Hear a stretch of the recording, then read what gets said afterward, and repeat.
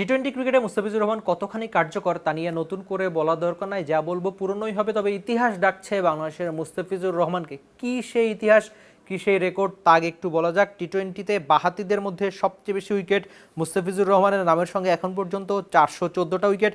Mohammad আমিরেরও 414 wicket.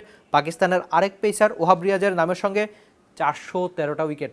সময়ের সঙ্গে মোহাম্মদ আমিরের আর ফিজের এই লড়াইটা জমবে বটে, কিন্তু ক্যারিয়ার শেষে বা সময় যত এগোবে বাংলাদেশের ফিজ এগিয়ে থাকবে, সেটা আপনি বলতেই পারেন। আইপিএলটা তার খেলা হয় নাই, কিন্তু পিএসএল তাকে যেভাবে কদর দিয়েছে, পিএসএল এর সবচেয়ে বড় বিজ্ঞাপন বানিয়েছে, বা এরপরে আমরা দেখেছিলাম দ্য 100-এর নিলামে ফিজ দারুণভাবে দল পেয়েছেন। সব মিলিয়ে আইপিএল তাকে পর করে দিলেও পুরো ওয়ার্ল্ড ক্রিকেট যেভাবে বাংলাদেশের ফিজকে আপন করে নিয়েছে, সেটা অবশ্যই তার জন্য স্বস্তির, বাংলাদেশি ক্রিকেট ফ্যানদের জন্য স্বস্তির ব্যাপার।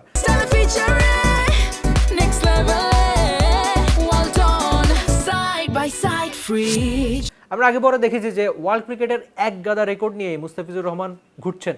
ডেড বোলিংয়ে অন্যতম সেরা, প্রায় 950-এর মতো ডট বল, কেবলমাত্র 200-র মতো উইকেট ডেড বোলিংয়ে পেয়েছেন। সবশেষ যে বিপিএলটা হয়েছে সেখানে তিনি ক্যারিয়ারের 400টি টি-20 উইকেট পার করেছেন।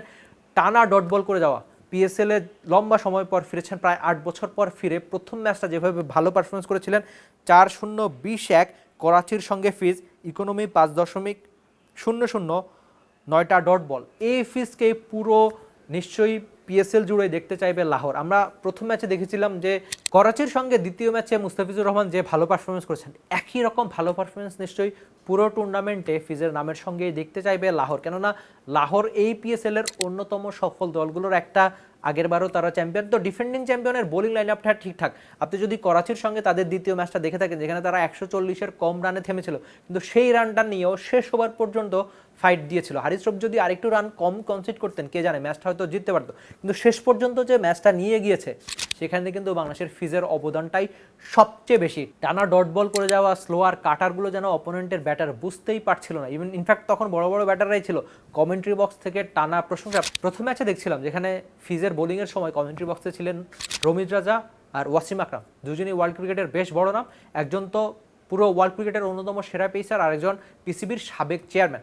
দুজন মিলে যেভাবে টানা মুস্তাফিজের প্রশংসা করে গিয়েছেন, এই মুস্তাফিজের প্রশংসাই তো আমরা সবাই শুনতে চাই। যে বাংলাদেশ ক্রিকেটের টি-20-র সবচেয়ে বড় হটকেক এখনকে, যেখানেই খেলা হবে, যেখানেই টি-20 ক্রিকেট, সেখানেই যেন হাজির মুস্তাফিজুর রহমান। বাংলাদেশ জাতীয় দলের হয়েও যেভাবে তিনি ধারাবাহিক পারফরমেন্স করছেন, এখন পর্যন্ত আন্তর্জাতিক টি-20-তে দ্বিতীয় সর্বোচ্চ উইকেট পেসারদের মধ্যে বাংলাদেশের ফিজ। সময় যত এগোবে, কে জানে, হয়তো বাংলাদেশের মুস্তাফিজই হবেন টি-20 ক্রিকেটে পেসারদের মধ্যে সবচেয়ে বেশি উইকেটের মালিক। আপাতত ইতিহাসটাকে ডাকছে, বাহাতি পেসারদের মধ্যে সবচেয়ে বেশি উইকেট তার নামের সঙ্গে হয়ে যাবে। নিশ্চয়ই আরও অনেক রেকর্ড মুস্তাফিজ বাংলাদেশকে এনে দিবেন, অনেক রেকর্ড তার নামের সঙ্গে থাকবে টি-20 ক্রিকেটে।